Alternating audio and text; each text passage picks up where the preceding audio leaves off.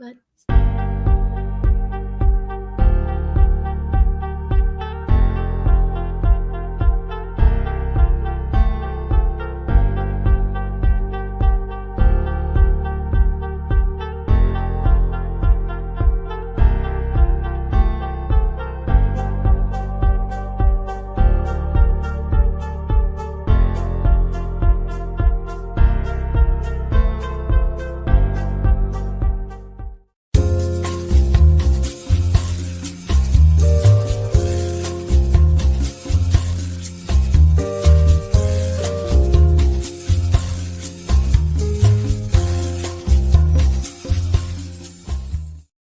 Hey, welcome everybody. Welcome back, Mary Beth. How are you? We are back from the I am Shatner maybe still weekend. tired from our exciting weekend, but I am good. It I was am very good. a busy, eventful weekend. Very busy weekend. It was very busy, but you know what? I'm going to go on a limb. I'm going to say it was one of our best, if not the best we've had so far. It seemed, I mean, from my standpoint, it seemed one of the better ones, but I was in a unique position that I normally wasn't. So. Yeah. Hello, Douglas Richardson. If you're still watching, we are commenting. I don't know if you can see comments on YouTube. We are commenting on Facebook if you want to see other folks' comments.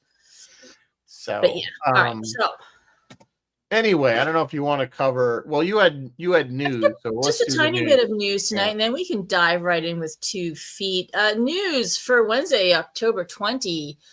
Silo season 2 is out. Arcane season 2 is out. I've seen the first episode. Is excellent. Arcane. I'm already up to like I'm only up to like episode 3 on that. On season 2. Yeah. Arcane. Dune Prophecy is out. I watched the first episode of that. Okay, whatever. I'm done with Dune. I'm done with Dune. All right, fair enough. That's fair enough. Skeleton Crew still coming December 3, and you said Andor is April 25. You guys, How to Train Your Dragon live action trailer is out, and it's so good. You guys, it looks so good. They released the scene where he puts his hand out to touch the dragon. It looks so good. It makes me so happy. I love that movie, and I really wish we would cover it one of these nights. It's such a good movie. Yeah, I mean, we could. I didn't realize it. You won't like it. You'll be like, this is for kids. But it's I saw I had a young daughter when the movie came out. So yeah. Oh, so you did see it. I've seen it. Yeah, I've seen the original one. I haven't seen any of the sequels. Yeah. Star Wars rumor mill. Rizzo, you were telling me that they're planning 10, 11, 12. They announced, another 3 movies in the main storyline. Yep. The rumor mill has it that Henry Cavill is in talks to maybe be in those. Here's the thing. I'm like, whenever Disney announces whether it be Star Wars or Marvel or whatever, I go, okay. I'll believe you when I see it. I'll believe you when I see it, because they have announced, even at like Comic-Con, they made these big announcements, and then they pulled a movie already. I believe they pulled the Rey. There was going to be a Rey movie. Rey movie has been at least officially delayed. Yeah, my guess is it will not see the light of day. Or they'll throw her in 10, 11, 12. Or they'll throw her in 10, 11. No, wait, they can't. Maybe they can. Yeah, they can. Yeah. I don't know. The other rumor is Lady Gaga is in talks to do something with Star Wars, but we don't know if it's a movie, if it's a TV show. We don't know what that is. And frankly, I don't know. Like, people were not blown away with her in the Joker movie, so I don't know how I feel about that. I don't know. Speaking of, since we're in the Batman area, the Penguin did wrap up. If you didn't see the finale, Penguin was so good. It was excellent. If you guys have HBO Max, Colin Farrell. Farrell was amazing, excellent, and so it doesn't even. It could be just. It doesn't even have to be the Penguin. It could be just mobsters. Yeah, we were saying that. Yeah. It's just very good. It is really good. I see Bruce is here. Bill Sotak is here. Bruce is Star Wars the musical. Bruce is for those of you who are at the event this weekend. Bruce is my lead up at the school, and he was handling all that exciting stuff going on up there. Yeah, we need a new trilogy. Like we've talked about this before. We need. Rizzo made a point. Like, they can't saturate the market, because then we all get sick of it. We're like, okay, whatever. They need to leave us a little hungry, you know. I think the problem with Disney, I think, is with Marvel the same thing. Is that we keep seeing it's too much. Between TV shows, cartoons, movies, it's like there's none of that. None of that. We don't get any of this. Ooh, this can't wait till this comes out, because there's always something coming out, and usually it's. And I still think it's like the fact that the way that the amount that they're producing, it's just garbage. It's just not good. They're just churning it up. And They're like CBS churning does the same thing with it. Star Trek. It's just chunking out stuff that's just not any good, except for Lower Decks.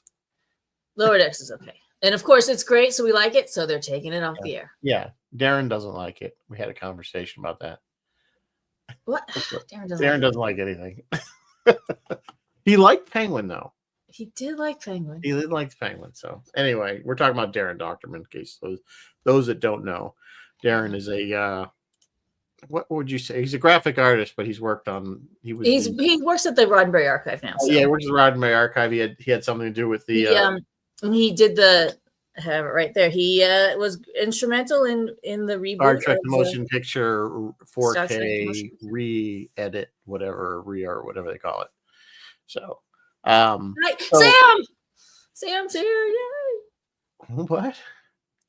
Oh, you missed it! I caught the whole. No, you don't have to explain it. I was there. No, yes, the whole Supernatural Sam thing. I got it. I never watched Supernatural, but I was enough going on there that weekend that I got it. Here goes a hit. Yes, Sam Dean. And that it has to be Sam Dean because of there was a parody by the Hillywood show. It's the Ghostbusters parody. At the 5-minute mark, they're yelling Sam Dean. So it's stuck in my head forever. That's actually a good. If you haven't ever seen, if anybody has not seen the Hillywood show. She does a lot of parodies. They're sisters, and they do really. It's really good. Really good. And for like the really Supernatural parody, they got the whole damn cast. Actually, they did 2 Supernatural. They did do 2 Supernatural, but they get everybody. Like they haul them all in. Like, how did they get them to agree to do this? I don't know. Yeah, they did a what is it? There's a Good Omens. They did Good Omens. They did Doctor Who. They did the Good Omens one was really good. So they've done a number of them. They're very, very talented. Look that up.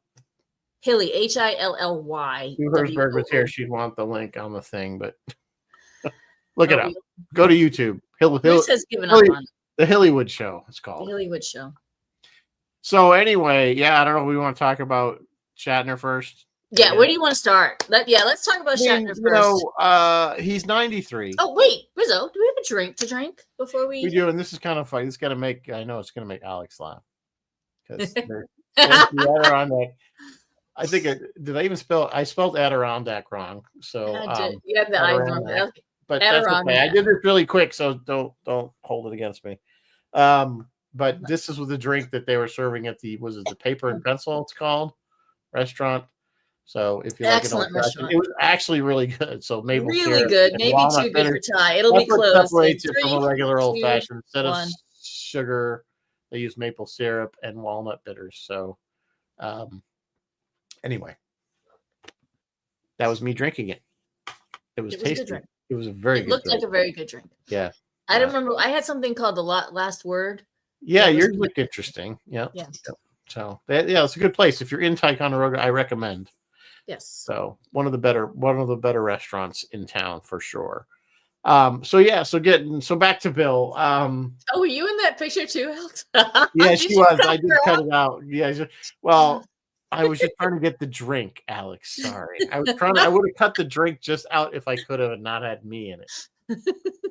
Plus, I didn't want to be presumptive of putting you in the picture on without permission. The internet. There you go. Yes. So I was trying to be PC, I guess, or something. I don't know what you call it. Until you were brutally cut out. She's not letting it go. Yeah, that's what she does. Anyway, getting back on track.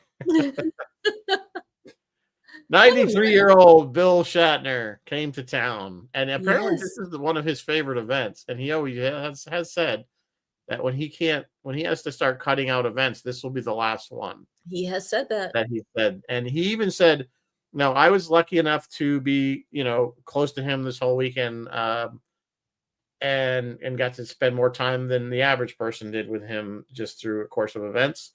And he was saying, we had a conversation about how he was amazed the quality of the people that come up to the event. Yes. That You we meet get fascinating people at these and events. I mean, like, you get so many professionals and interesting people, doctors, and we had the two Navy captains, which were so interesting to listen to what they did in the Navy, and stuff like that. Of course, Doc Alexander always comes up. I don't know if Doc here, didn't see him come I on. didn't see Doc yet. And that's why Doc bought me a drink, because I basically told Bill about Doc Alexander and how he was the flight surgeon. Oh yeah, and the next thing you know, they're like, make sure you point him out. I want him in my talk, because he likes having those people. Yes, get into those he does, and so he's made smart, sure and he knows about stuff. Yeah. That Doc Alexander was in every bridge talk after that.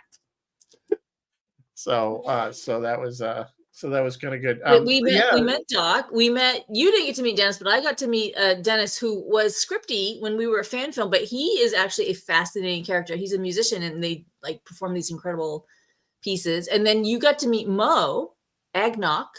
Yes, and Mo Charles. I believe the other guy was Charles, like his boyfriend. I never got his name. He's very quiet. Yeah, he was quiet. I had dinner with the man, and I don't think he said 5 words. Really? But Mo did, and Mo is a gentleman. He's originally from the Sudan. Went through refugee camps. Anybody who got to talk to him, your life was better, honestly. He's just so inspiring type of person. He's like one of those people that just blows you away, and it kind of humbles you, and because it makes you feel like I haven't done anything with my life. But here's a guy that grew up in the Sudan, basically naked and afraid, if you would, and then ended up in refugee camps, and I don't know how I missed the part of how he got to the States, but he got to the States. He went to college here, and now he's an engineer for Blue Origin.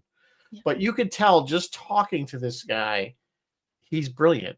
He's just brilliant, and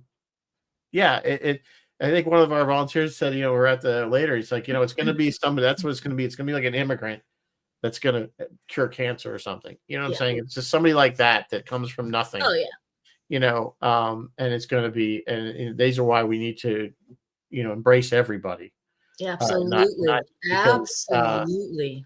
So he was very interesting. He was doing some literally on a napkin, some kind of formula that looked like it came from the Big Bang Theory, like something Sheldon would be working on. I'm not kidding when I say that. It was like way beyond my basic math capabilities. And he was trying to explain momentum and put it into a formula of how momentum works physically. For going out of orbit. But just in general, just as a physics, what momentum is and how it applies to things. And he was applying it to how Bill had, his life and how he basically inspires people. And it was fascinating to watch him do that. And even Bill mentioned it the next day. He goes, "How about that math thing?" He was right. He lost me in like 5 minutes. But I think the most amazing thing that Mo did that night that truly blew me away was, I don't know how we got on the subject of Scott Bakula. Obviously, ironically, I'm wearing my NX01 sweatshirt. Nice. But we were on it, and we were talking. He was a captain, blah blah blah, and somebody, and I think Gary, the agent, said, "Oh well, he's working on. I think he's on NCIS New Orleans or something." Is Scott? Right? He's been on that for quite a while. Somebody can correct me. And so, and I said, of course, before that, he was best known for Quantum Leap. Yes. Which that's how I know. Bill had never heard of, which I thought was kind of interesting. So Bill's like, "Well, what's that about?" And I started to say, well, he was a scientist. And then Mo goes into, now, if you remember, those of you who remember Quantum Leap, there was the opening dialogue that basically explained, and, because Sam Beckett, a scientist, theorizing that he could time travel within his own lifetime, the whole thing, accidentally steps into the whatever. Mo says the entire thing, perfect verbatim, the entire thing. And I just sat there stunned, and I go, "Did you memorize that, or do you have some kind of memory?" And he's like, no, I don't have an eidetic memory. So he literally, obviously, was a huge fan Of of Quantum Quantum Leap. Leap. So I was like, I didn't know anybody that could actually repeat that whole, because it's like a minute long. Yeah, it's a long narration. Yeah, it's kind of like the opening of the old Hulk when they talk very about similar. Bruce When they Banner, explain, they give you gamma the whole radiation, blah, blah, backstory. blah. So we were trying to explain that to Bill, and I'm like, it really wasn't a science fiction show per se. It was just using time travel as the vehicle and then to tell the little different slice of life stories. stories. Yeah, And how he would jump into a woman, and Bill wasn't quite getting the whole thing where sometimes you could see him as Scott and other people saw him as, but he got it eventually. yeah. And it's interesting, the things that Bill doesn't know. And I think pop culture is his biggest weakness. Probably, yeah. If I don't even think. I mean, I'm sure there's Star Trek stuff. He admits, he's like, I just don't want to watch a lot of TV. Yeah. It was funny because he had asked me about, and I don't know how we got on the subject, about the Halloween event we had a couple of weeks, in a couple weekends ago. And I said, yeah, we did this Halloween thing. We were all dressing up, and we had the set done mirror, and he's like, to one of the episodes, and he's like, well, he's like, well, what'd you have it done? I said, well, we did it as a mirror episode, and blah blah blah. He's like, yeah. He's like, I don't know what the episodes are. So did you have to explain? It was the one where was who was my guest host? Who was my guest star? I said, who was my guest star? Yeah, I said Barbara Looney. He's like, okay. He thinks of it in terms of people. We think of it in terms of titles. So he said, so he was impressed with that. Awesome. He even thought that was. We said we had a lot of fun, which we did. And that is so awesome.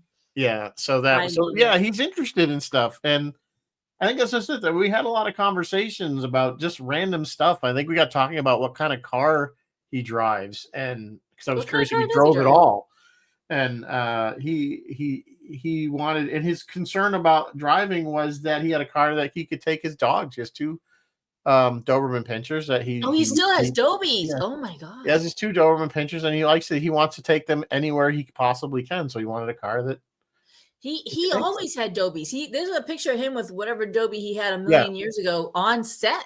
Yeah. So to me, the fact that Bill's a dog guy, then he's okay. He's definitely okay. He's okay. Yes. He's good people. Dogs, because dogs know. Yeah. But Dobermans, man, those are big dogs. Those are like, Well, I said, well, I got two labs. He's like, and do you want to take them everywhere? I said, well, it's kind of problematic to take my dogs. I would take my dogs, but I mean, because first of all, they're big and they shed everywhere, and nobody wants giant labs running around anywhere, so they don't tend to go anywhere except home. But they have the big yard. It's not like they never get out.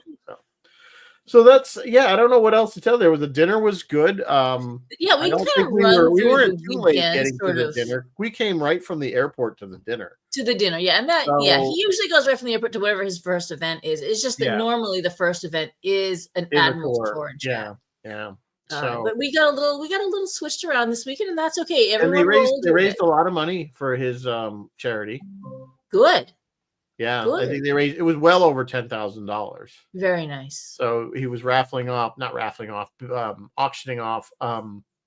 They were different. I think they were all TNG scripts, but some of them were signed.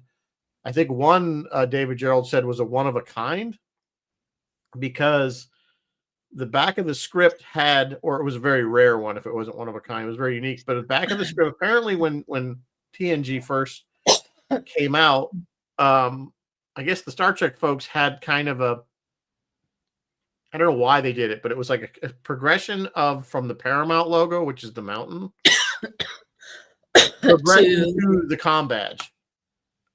So the comm badge in the circle, the TNG comm badge. I feel like I've seen this progression thing, and I guess once Paramount saw it, they went, "Oh no." That's interesting. I feel like I've seen that. Though. There was only one set of scripts that ever had it on it, and I guess that one of them was. And I don't ask me what the actual script of what episode was, because I don't remember. But they sold, one of them sold for $5,000 for a script, and I don't think it was. I don't even think that night, and I don't even think it was one of the particularly rare it was just people get whipped up. So it was great that people were willing to give that money to Bill's charity, the horse charity. So So James had donated the scripts, and I don't know where he got them from. I think he probably got them from David, because David has tubs and tubs and tubs. Some of them might have come from David. Yeah, that's true. Because David was there, and he was the one explaining why that was so rare. Yeah. So, and of course, David Gerald was there. We should talk about that. We don't always talk about Bill. Yeah, it wasn't just Bill. We had David, Bill, we had Robin and Sandy. And Sandy Gimple again. And it's funny, I was trying to tell Bill when we were driving up that who Sandy, that Sandy was going to be there. And he again, his memory is not great. And he could never remember Robin's first name for some reason. But again, he's 93, so I'm not holding that. Honestly, Robin was probably closer to Leonard Nimoy. Absolutely. When you hear her speak about her experiences on the movies, he directed her he directed her, and she references him. Yeah. Extensively. Yeah. Yeah. So it was a good weekend with them. Of course, Robin's a sweetheart, and Robin is the best. Such a sweetheart too. Robin is the best. We'll talk about Unification in a minute, but I got to talk to her a little bit after Unification, and oh my gosh, I cried more talking to her than I did watching the clip. But yeah, I mean, we had talked about. I don't want to transition too much to Unification just yet, but I had talked to her after it, and I said, because it's very moving. I'm sure everybody on here has already seen it. So, and we were coming off the bridge, and I said, so that was actually you. It wasn't like they didn't do the same thing. Well, I think they aged her a little bit, but no, that was all makeup. Yeah, it was makeup. Yeah, it was all makeup, but it was all her. It wasn't like they didn't digitally enhance her look. She's like, yeah, and I said, wow. I said that was just. It was so moving, so powerful. And she's like, and we both kind of started tearing, just gave me a big hug. And she's just, because she I think Robin gets it. You know what I'm saying? Robin gets it, and Bill doesn't. He doesn't understand. We were trying to actually have at one point we were having a conversation with him. Well, James was, and I was there, but of why Star Trek is so important to so many people.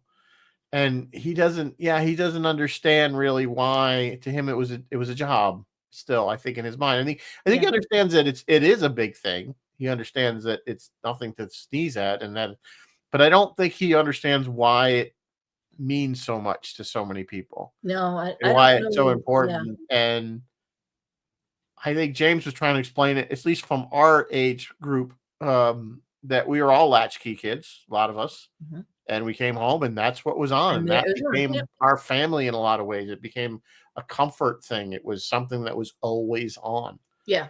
And I think it's not just, I think it also gave us that escape from reality. And it gave us an escape that showed a hopeful place you would want to go. Mm-hmm. You know what I'm saying? It's like, you want to live in that Star Trek universe. Absolutely. You know what I'm saying? If Absolutely. You could. So I think hopefully we made an impact. He understood it more, but that's the thing with Bill. He's so inquisitive. He's constantly asking questions. Yeah, he really is. Constantly asking questions. If he has things or something, if there's something he thinks he can learn from you, he will.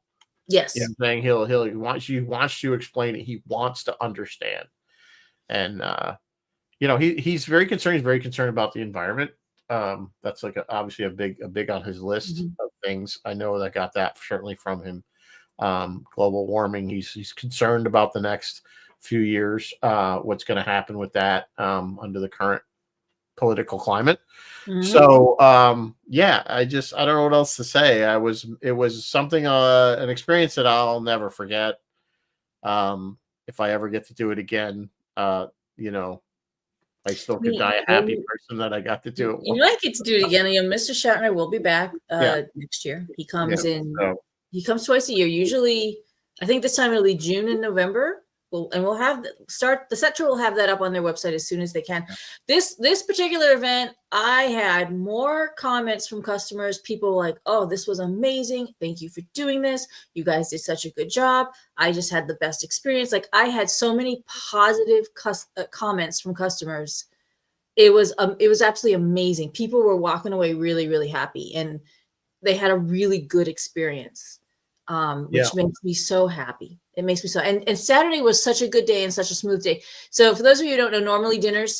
Shatner has a bridge tour and a chat Admiral's Friday and dinner on Saturday, but for some reason that had to get switched. So dinner was Friday, and then he had a long day, just event after event after event after event after event. And events like photos and autographs are events with phenomenally long lines.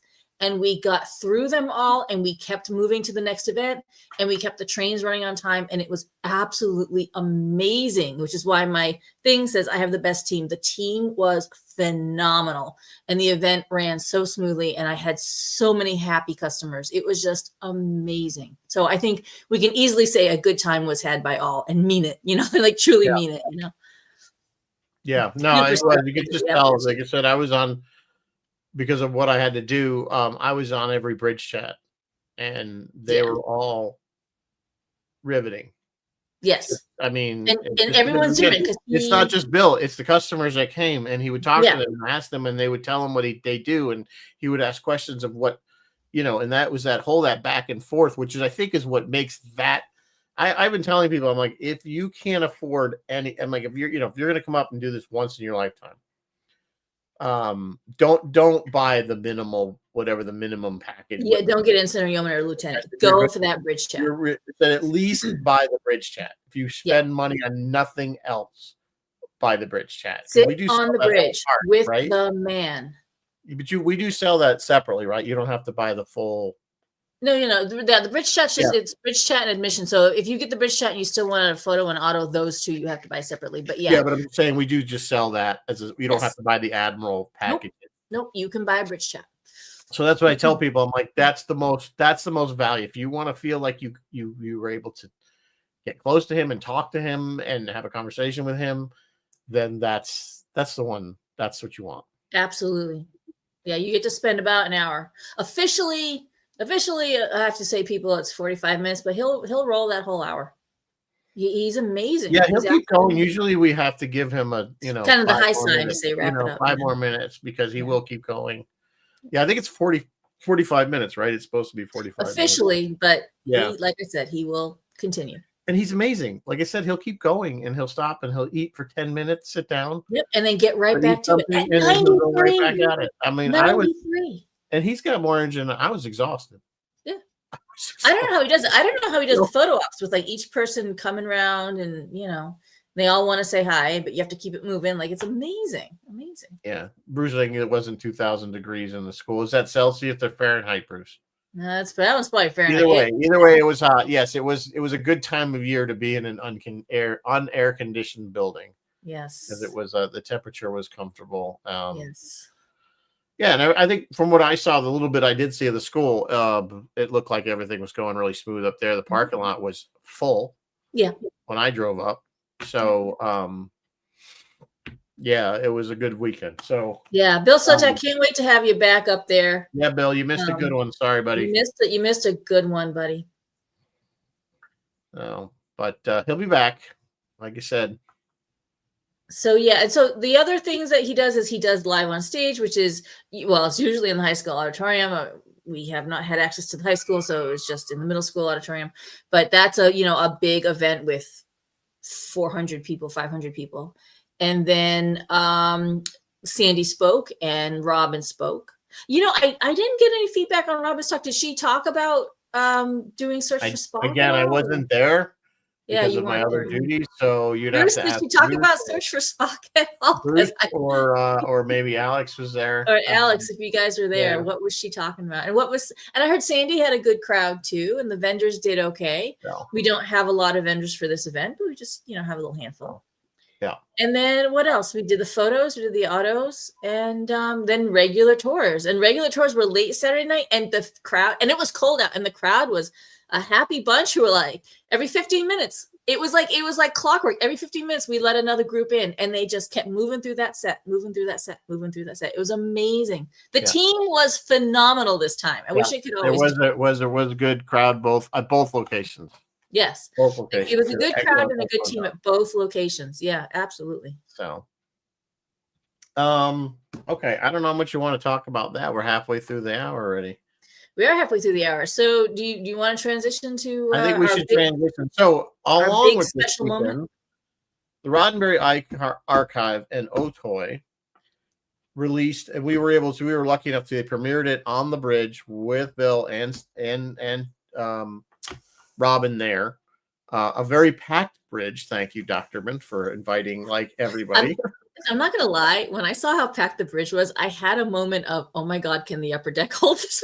Yeah, right. I don't know. I had a moment like we had about, I would say we had close to 50 people on that bridge. I was gonna say more like 60. We were packed in there. It was packed in there. I luckily got to sit at the helm. Yes, and watch it. Yes. So I was right there. I had to stand in the doorway. Yeah. Just if anyone doesn't know, the bridge normally comfortably sits 30. Yeah. And I think we were pushing twice that. Yeah, we were there's quite a few people because Darren at the bridge talk the night before had invited all those people to come back. Yes. And I think most of them did. I think they did. And they got another bridge talk. And they got another bridge. We kept talking. Because we didn't boot them out. Because after they were supposed to see what they were going to see, we were supposed to boot them out. There was a bonus there. They got a bonus. Yeah. For sure. So anyway, so they premiered this. And you guys, I don't know if you're not familiar with the Roddenberry Archive, go over to their website. We should be able to post the link. Let me find the link and put it in the chat for those. 43. How do you know that, Bruce? 43 is the max on the bridge.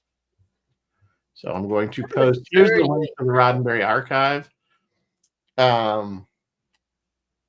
So if you want to check it out, it's really cool because they have like these. Especially if you're really rich and you have the Apple VR system, they have that, so you can go and look at these other ships' bridges. They have them all in 3D, so you can looking like you're on those bridges, I believe. But they have 3D. Apple? Like, yeah, I can't put on my Quest. It says it's for the Apple Vision Pro or whatever. So, yeah. So I guess it's something specific to them. But you could still go on their thing and look at all the different ships in 3D model, the bridges in 3D models. So you can kind of look and do the whole 360 thing. But they have these short vignettes they've been doing, and they just came out with this one, and it's called Unification, and then a number which I'm going to. They all videos have the same number. Yeah, I don't know what the number is, but the number represents Yeoman Cole's service number. So Yeoman Cole is the red-headed girl that was in the cage. That member, she's has strong female whatever. Yes. So that's Yeoman Cole, and that's her service number. So all the videos have the same number. So these are all her memories, like all her related journal to her. entries. Okay, so apparently there was some. Hi, John. Hi, Kelly. There was some. I don't know if they were novelizations or whatever, but of Colt. Excuse me. Thank you, John. Not Colt. Yeah, it's Colt. Yeah.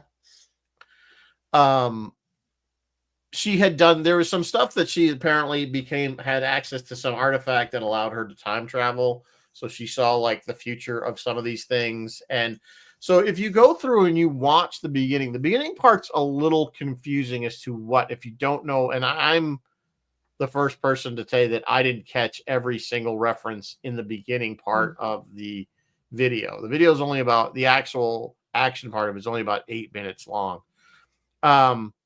So you see, the first thing it starts out with is Gary Mitchell. Yes. Which they actually went and got Gary Lockwood. The actor of Lockwood. Gary Lockwood, and they de-aged him. Like, I thought that was amazing. Like, they didn't. That is amazing because he looked like he looked in the show. They didn't CGI that from scratch. Like, I legit thought they just pulled a clip from the show. No, they actually used him. So I don't know what the reference is, if he's somehow controlling this situation or he created it. I don't really know. You'd have to ask the creators. Maybe if somebody else knows, feel free to put it in the chat, because I'm not really sure what the Gary Mitchell part was. But then we see flashes of Colt in different places. And one of the places you see her, if you recognize it, those of you guys that watched season 3 of Picard, she was on Daystrom Station. Yes. Looking up information. It's the same. And it was Kirk's biological information. Yeah. And then we see a scene of Spock on Veridian 3 where Kirk died. And you see him picking up the badge. Yes. That Kirk, they took it when he But she died. does The in guard put it Nemesis. down on the rock after they buried him. Yes, at the end of The thing is that apparently they went and got the Generations. body. They didn't leave it on Viridian 3, which I always thought was kind of dumb in the movie. And what I got was there was like his whole thing was basically resurrecting Kirk. That's kind of, some people thought it was him in the afterlife. That's kind of what I thought. But I felt it was him. Defense. Well, here's the reason I think it was not that. When so the next thing we see is this nice garden, and we just see the feet, and we clearly recognize that it's him just from the uniform, and we see Kirk from Generations, the last time we see him alive, and he of course clearly looks like he doesn't know where he is or why he is. But this is where they used an actor, Whitmer. What was his name? Sorry, I'm blanking on the actual actor, but they had a real actor. We were there. Both Colt and yeah, and she looks. They didn't have to do anything to her, but put a redheaded wig on her. Yeah. She looks amazingly like the original actress from The Cage. Yeah. And then eventually he ends up in a field with a bunch of people, and there's Robin, or more to the point, Saavik, as an older woman. And the gentleman behind her is supposed to be her son. Her son with, and the story is that her and Spock, because she got pregnant in Star Trek 3, and ultimately her and Spock got married. And Robin and Bill, or Saavik and Kirk, have an entire conversation just with their eyes, and Robin was kind of walking us through it, and I was like, oh my God, you're right. It's important to note, though, obviously you guys that haven't seen it, there is no dialogue. There's a few lines. No, there's no dialogue from the films, but but that's but that was played by the other gentleman that was there, and I can't, Lawrence Selleck.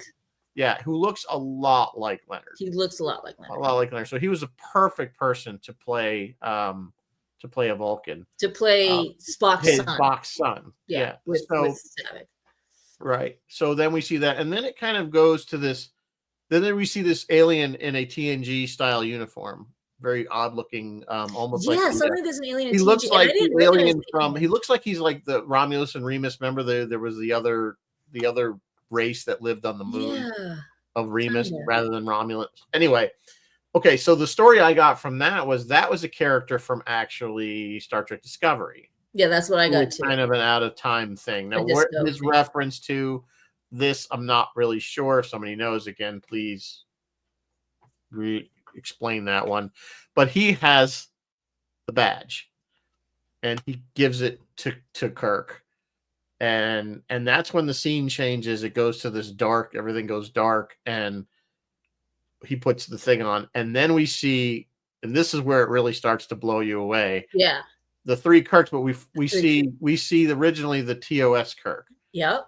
And it was, I'm like at a loss for words. I mean, it was him. Yeah. He even had the, that little jerk he would do, like when he's going to start and then he stops. He had like the motions down, just so perfect. And then we see, Then we see the Wrath of Khan Kirk from that movie. And I think, in my opinion, that one, I know he didn't move much, but that one they nailed the best. I thought he was like almost indiscernible from a real person. Yeah. Yeah. The other ones you could kind of tell the artifacts, it's not 100%. Yeah. But I mean, it's still good enough that you're just creepy. Yeah, and just to be super, super clear with everyone, this is CGI. It is not AI. It is CGI, and it is so good that I legit thought they pulled clips. It's not, and it's clear that they pulled clips. Yeah, no. What they did was this is old tech. This is not new technology. They filmed the actors. The actors had the markers on their face. They had the camera so that the actors would mimic the expressions. And then the computer would put the mask of the person that they're trying to create over that. So that's how it was done. Again, this is similar. Like, remember way back when they did Polar Express? I mean, it's come a million miles. And remember we talked about Polar Express, Uncanny Valley. No Uncanny Valley here. Yes, this is Yeah, so this is same technology. So this is not AI. And Bill did ask him that specifically. He's like, because He did. We had a whole conversation about the he difference. didn't understand what the difference was, but they explained what the difference was. So it's not AI. I think they probably didn't do voices for two reasons. One, they probably couldn't get the voice correct. Even if they had Bill do voiceovers, his voice does not sound like it did 20, 30 years ago, which is normal. But I mean, did they even need it? And then I think it would have broke the illusion. It would have broke the illusion. It would have broken the illusion, and they relayed the message. They relayed the emotion perfectly without needing to speak about anything. So then the next thing we see is the other two Kirks, the TOS Kirk and the Wrath of Khan Kirk, disappear, and we're back to the Viridian 3 Kirk, and he walks into what looks like a room with the sun coming up, or going down, I guess. And there is Spock on a bed, dying, I guess. And there's a lot of things on the table. They kind of even show you that. Yeah, this is important to know that this is Spock from the Kelvin universe. What is it? Yeah, Kelly. What is it? Very important to note that. Yeah, Kelly. Yeah, you didn't know what a pixel was. We went on. Yeah, we went on a little tangent. Went on a tangent trying to explain to him what a pixel was. I think he got it at the end, though. I think he did get it, but the whole time I was like, just show the movie. Hey, 93. I wouldn't. You know what? If you want to know what pixel is, 57. I probably couldn't explain what actual pixel is. So, not faulting him at all. So anyway, on the table there were some items, and one of them was that little box, and that is the box that the Kelvin Spock had. Remember at the end of the movie, at the end of the last movie, where we know that Spock has died, he opens it up, and it's the picture of the crew from Star Trek 6, I think it is. Yes. And he has that little box, that picture box, and that's the box that's sitting on the table. So along with the IDIC, and so that we know that is Kelvin Spock laying on that bed, and not Prime Spock. So there's kind of, at this point you wonder, is this Kirk pulling him back to the proper timeline or joining him in that timeline? Is it their death and they're just meeting in the afterlife? I don't know if Otoy ever explained it. They certainly didn't say when they were there, the creators of this. But it was extremely emotional. We were all. Every time I watched it, then I had tears streaming down my eyes. I'll admit it. And then every time I watch it since then, I still get worked up. It's just if you're a Star Trek fan, to see that kind of closure, I don't think we ever got that. No, I don't think any of us liked the ending. Never did. In we didn't like how Kirk died. I don't think he liked how Kirk died. And we didn't get the closure we wanted. So this goes a long way. Yeah, it was. I think it.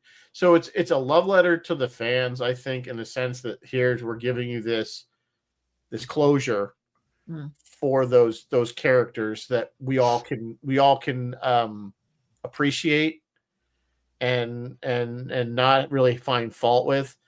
I was looking at some comments online, and people were like, "Well, it was kind of creepy," and I don't get it. And well, I can see not getting it. You're always going to have people that just don't like things, but I think overwhelmingly the response was positive. Yeah, the response from the people was positive. I didn't get a good feel how Bill thought about it, but I thought everyone really, really. Bill was, I think, he was asking questions and I think these are legitimate questions, and I think Bill, and again, legitimately, his concerns for the industry and actors, and I think he cares about what's going to happen, and he's very afraid of them being replaced by AI or something like that, or their likeness is being used without their permission. Yes, and I see his point 100%, and I think it's what although he did sign off on doing this, it wasn't done without his knowledge. I think he's listed as the executive producer. Mm-hmm. But he did ask what was their end game, and their end game was no, this is not going to become a full-fledged film. They're not going to make new TV shows from it. There's no plan to do any of that. It was kind of proof of concept. It was something they wanted to do for the Roddenberry archive, and to preserve it. And it was done very respectfully. They give credit to both actors, the one who was, the physical body, and of course, Bill got if you notice, William Shatner has first credit. He's the first one that they say, and it should be. So, legally, how this kind of thing plays out is going to be interesting, because me as a fan want to see more stuff like this, because I want these people to be resurrected, essentially, to see those, the way they were, and kind of be able to relive those old movies and TV shows in a new way. But the other side of me can see how this could be horribly perverted. Oh yeah, yes, absolutely. And with actors, them trying to do it posthumously, and them not having to say that I want my image associated with this. I think Bill's concern was, all of a sudden now I'm selling, soda pop. Yes. Or something. Yes. And it's funny, some actors are cool with it, some actors not. I know that James Earl Jones gave permission to use his voice in perpetuity. So we will always have Vader. Things for Darth Vader. For Vader, yes, for Vader. So I mean, we will always have Vader. And that's a different thing. And I think if Bill said, "Look, if you want to," but again, where does the line? Does his estate have to approve scripts? You know what I'm saying? Because I could see them. Here's the thing: you're the actor, and now they're using your likeness. Was about, guys. You passed on, but now they're doing something that you would be totally opposed to doing. Yeah, exactly. And you have but here you are doing it, and now I think that's where the problem is. I think there's going to have to be legislation on it. But like I said, I'm of two minds of it, because part of me loves this so much that they were able to do this. Yeah. But I could see where an actor or the guilds would be very concerned about this kind of technology. It made me realize, and this was something that I was talking to Robin about afterwards. Kelly I think he was surprised to see it so realistic looking. Yeah, maybe he was. But what Robin and I were talking about afterwards, like, my God, there's still so much story to tell. Like, there's still story to be told. And we want that story. We want to hear it. Yeah, so if he won't agree to it, like, you know what I mean? Like, if the actor says, no, you can't, then those stories are gone. Like, all those possibilities. I think those are the things, like, if they want to, people want to do this stuff, but like with Bill, I think they need to get like an agreement, like they did with James Earl Jones ahead of time, saying, and be very within these parameters, we want to be able to do this stuff. We will pay your estate or your charity or whatever. We'll get the same amount of money you would have gotten. You know what I'm saying? Or whatever however they work it out. Yeah. So that they can do some of this stuff. But the other side of the coin is do you keep it going, or do you just, like all things in life? We love our Star Trek. There is a time. These many years. There's a time, and it's like we all pass on, and are we kind of playing? We're coming up on 60 here. I mean, I know, but are we playing Frankenstein by continually resurrecting people to keep doing something that we loved from resurrecting? But see, I mean, if you don't like any of the new stuff, so they decide, okay, we'll make new Trek. You don't like new Trek, so you want. I'm not talking financially. I'm talking from a strictly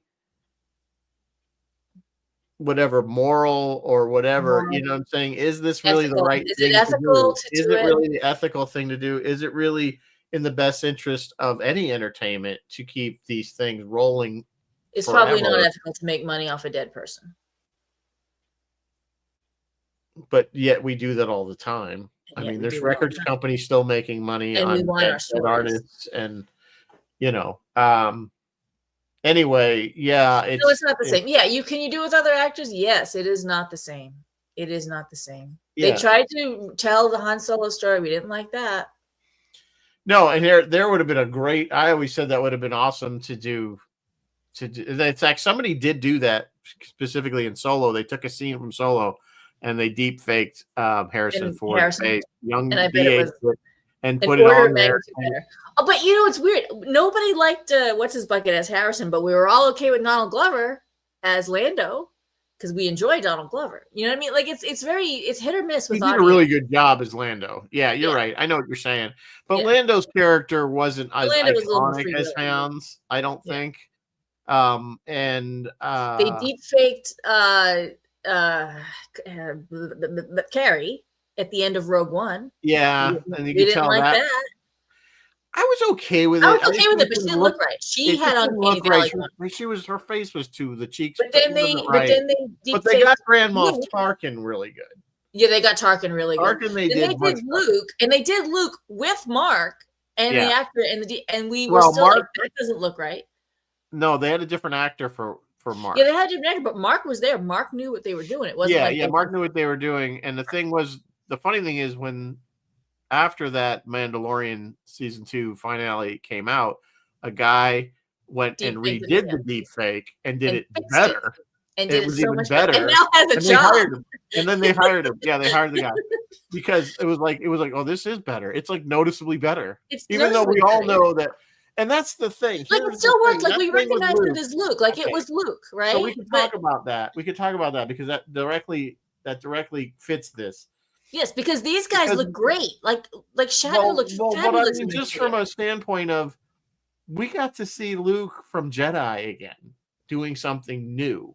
Yes. And we all were cheering, at least I was, when he was. came in and the lightsaber, he's crushing the heck out of those robot things. Yes. And we're all like, down the tunnel like his that's dad. what we want. That's where like, yes, this is what the fans wanted. We want to see Luke again. We want to see young Luke. And that's what this technology gives us. Yes. But again, Mark was okay with it. Mark knew what was going on. And this thing, Bill knew what was going on. He was aware of it. He knew that they were doing it. It wasn't done behind his back or posthumously. Yeah. So that's where I think of things. But getting back to the original video, it again, it's very powerful. If you haven't seen it, you have to go watch it. It's 8 minutes. Please watch it. It's on the And website. do the favor of watching all the credits because there's a lot of people that were involved, including Doctorman. Yes. I think the Okudas had something to do with it, at least they're certainly involved with the Roddenberry archive. So, and also on that same page, scroll down. There's an interview with Shatner that's fascinating. He speaks quite frankly about his time on the show. There's the interview with Robin where she was talking about becoming Saavik again and her journey with that character, which was a great interview. And there's a couple other, there's one George Takei. There's one of George, yeah. Who actually is not in the video, but that's okay. He's not in it. No, the only one is Leonard, Bill, and Robin. Those are the only recognizable characters. And I mean, Barry and Colt and whatever, but yeah. Yeah, Colt. Yeah. So yeah, I mean, do we want more of our Star Trek? Yes, we do. Are we probably gonna get it? Could you imagine if they were able to do it with like make a Star Trek episode like what we were doing with fan film, and then CGI and put it in and put their voices in, and because it's too late. We can't do like Picard did. It's too late. We've lost too many people. What do you mean? What Picard did? Picard season 3. Everyone's still there. So that was like the greatest fan. Right? No, yeah, you're right. Yeah. Could you do it with the original cast? But again, you'd have to do it. They could do it. Sweet, yeah. But could they do it posthumously? I think AI, or I think with technology, they could recreate the voices probably close enough that we wouldn't. The problem now, and the other problem now is that Bill can give permissions if he chooses to do so. The only two left. Michelle can't give permissions anymore. Leonard can't give permissions. His estate could. It's just Walter and Bill left, right? And George. And George. Yeah. So, and you can't get Bill and George are never going to agree on doing anything together, so that's not going to happen. I don't expect so. No. So yeah, I don't know what else to say about it. Like I said, it was an amazing gift to all of us. Merry Christmas to all Star Trek fans. Merry Christmas to Star Trek fans. For those of you that aren't aware why it premiered Monday, that was the 30th anniversary of the release of Star Trek Generations. Technically Star Trek 7, I guess it is. And that is what we are going to do next week. And Roy of Roy's Sci-Fi Tie-Dye Corner. I always get that mixed up. I just say Sci-Fi Tie-Dye. Roy's going to join us. Unfortunately, Ross has family obligations, but Ross said he don't think he ever even saw it. So that kind of works out. No, Roy will be with us. Roy's going to he has thoughts. He has comments. So we are going to do Generations. We will dig into that. I did see that movie in the theater, and I think I saw it opening night. I'm pretty sure. We will all live Kirk's death again. And if those of you who haven't seen it, go look up the Jimmy Kimmel clip where he has Bill Shatner. Carlos, were you at the set tour on Sunday, Carlos? Welcome.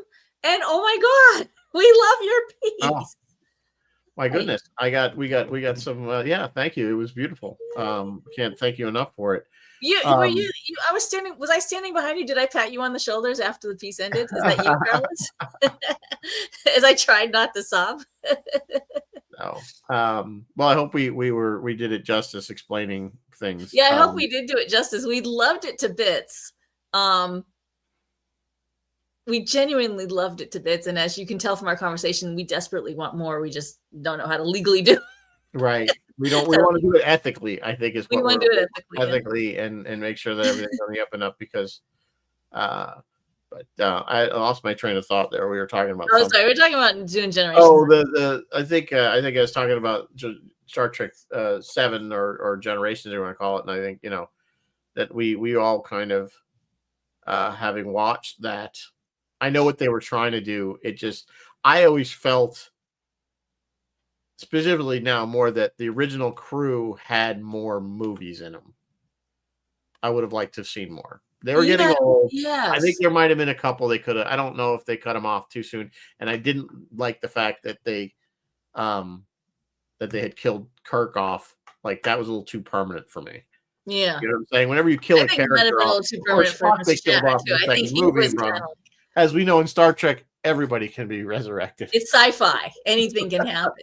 Yeah.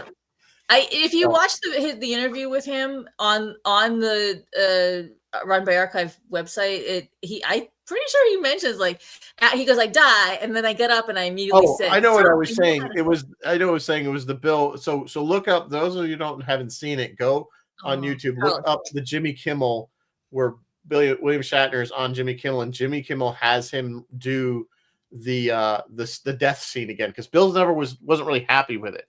The oh my. Oh yeah, that's right. So he redoes it and he does it much better. Yeah, he wanted his oh my to be full of wonder and not fear or something like that, right? Yeah, he was trying to. He had a thing in his head of that he was again kind of more embracing death than fear, and it came out more fear than. Carlos is saying that everyone's reactions are, believe it or not, the biggest gift after months of intense work. Yeah, guys, it was absolutely amazing. Carlos, I can't watch it without crying. Yeah, I don't know if you looked around, Carlos. I hope you were there on Sunday, and I hope you looked around that bridge and saw everyone's faces. I was sitting at the helm there, and I was at the door, and I would look over towards Shatner and Robin. I was looking at Robin and Shatner. Just blown away. Yeah, just blown away. So thank you so much for that early Christmas gift. Thank you for that gift. That is tremendous. How did you even stumble across this, Carlos? That's kind of weird. I wish I would have known. We would have had John. I don't know. I guess we were talked about it. He must be scouring the internet. He must be scouring for unification feedback. It's kind of like how Patrick Reed Johnson found us when we did 525. When we did 525, somebody stumbled across it. Hey, Anyway, yeah, so that's the hour, guys. Wow, yeah. I think we had an hour here, but I probably could have spent an hour just on the. Yeah, we probably should have just done an hour on unification. Unification, because although I don't know what else to say about it, if you haven't seen it, you gotta watch it. I mean, I can't believe there's a Star Trek fan out there that hasn't seen it yet. I mean, there's so many. You go to YouTube now, and there's so many. Every YouTuber has now reviewed it. Yes, I think I watched one. It's the Dave Cullen show, and Dave Cullen hates everything. Yeah, he was just going. He was just loving all over it. So that's why I said I've heard very, very, very, very little negatives about it. And usually it's not negative. It's just like I didn't get it. Yeah, some people don't understand. But it's not that they didn't like it, but I think everybody appreciated the work that went into it. They appreciate the quality of it. And yeah, I just don't know what else to say. So on that note, I think we should probably wrap up. So we're going to do the pre-Thanksgiving show will be Star Trek Generations. Yes, the Thanksgiving show is Star Trek Generations. Again, Roy will be joining us, so we'll have that right before Turkey Day, for those in the United States anyway. And we don't know what Phil's doing. Right, you said you didn't check it, but he's on the radio. Go to WSB Radio. He's usually on there somewhere. So, until next week, guys, have a great week. Live long and prosper, and as always, may the force be with you always. Good night, folks.